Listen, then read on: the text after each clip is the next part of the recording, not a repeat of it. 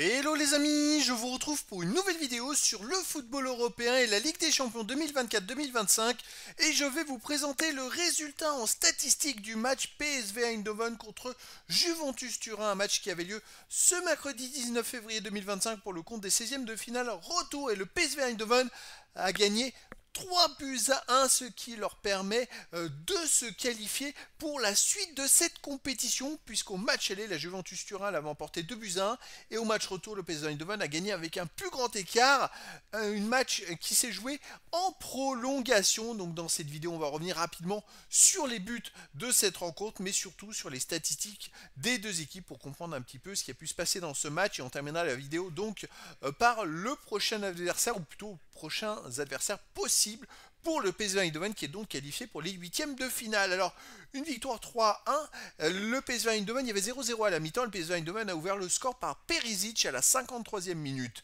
Ensuite, donc il y avait égalité sur l'ensemble des deux matchs, 2-2 à ce moment-là. Ensuite, c'est la Juventus Turin qui a égalisé par Timothy Weah à la 63e minute. Donc la Juve était à nouveau qualifiée à ce moment-là. Le PSV Eindhoven a poussé et Saibari qui a fait un énorme match a marqué un deuxième but à la 74e minute, donc 2-1, le score inverse du match aller, donc 3 partout sur l'ensemble des deux matchs.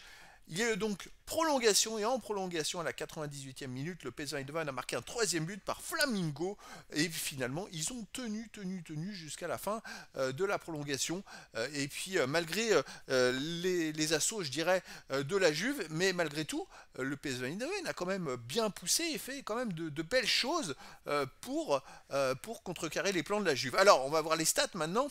59,2% de possession de balle à 40,8 pour le PSV Eindhoven, 661 passes tentées à 448, 551 passes réussies à 344, 83,3% de passes réussies à 76,7%.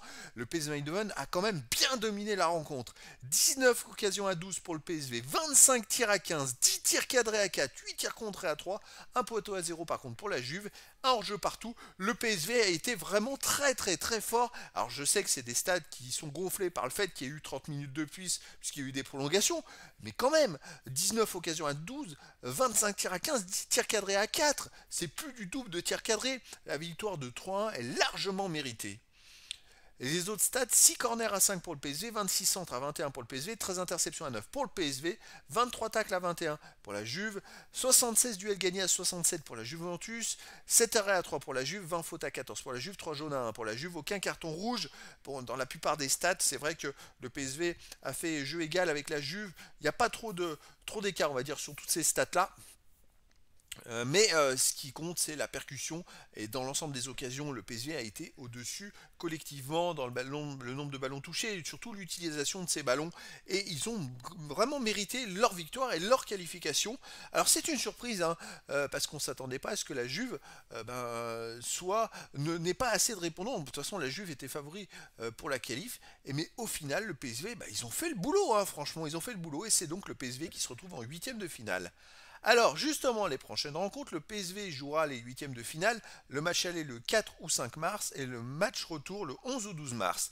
Et l'adversaire du PSV Eindhoven sera soit Arsenal, soit l'Inter de Milan au tirage au sort. Donc voilà les amis, c'était la présentation du résultat en statistique du match PSV Eindhoven contre Juventus Turin, un match qui s'est terminé par la victoire du PSV Eindhoven 3 buts 1 en prolongation et donc c'est le PSV Eindhoven qui s'est qualifié pour les huitièmes de finale de la Ligue des Champions 2024-2025. Voilà les amis, je vous dis à très bientôt pour une nouvelle vidéo.